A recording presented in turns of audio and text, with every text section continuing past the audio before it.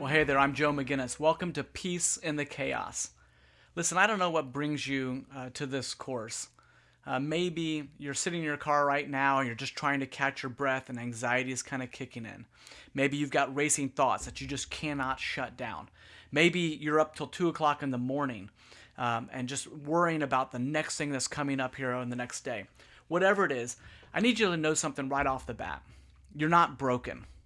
Right? The first thing I want you to know is that you are not broken, that this is a very normal thing that happens to all people, even to Christians. As a follower of Jesus, so many times we feel like this is something that shouldn't be happening to us, right? We feel like that it's a lack of faith or something like that is going on in our lives is the reason why we have this anxiety. But you have to understand, that's not the case.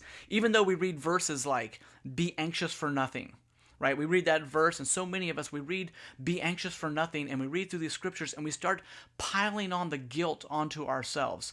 Listen, there's a few things you have to know right off the bat. Here they are. Anxiety is not a sin. Anxiety is not proof that your faith is weak.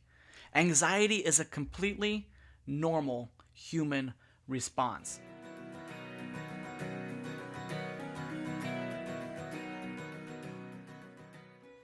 Okay, we learned this as kids, probably in 7th or 8th grade, right? The fight, flight, freeze. It's how our bodies and our emotions respond to certain circumstances. It's when danger comes into our lives and immediately our nervous system takes over. We either fight, we flight, we run away, or we freeze in that moment.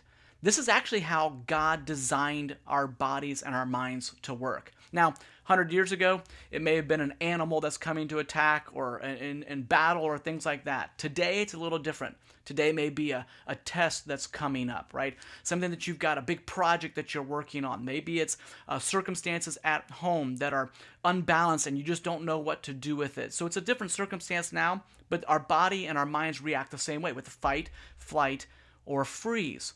But listen, you got to understand right off the bat here again, that just because you're feeling these things does not mean that the biology is broken. Philippians 4:6 says, do not be anxious about anything, but in every situation, by prayer and petition, with thanksgiving, present your requests to God. Listen, the Apostle Paul here isn't scolding you, right? He's not telling us you shouldn't have these anxious thoughts. That's not what he's saying at all. He's saying that when, not if, but when these anxious thoughts come into our lives, that in that moment, you need to turn them over to God. You need to hand these over to God. Let's look at how the Apostle Paul says it here.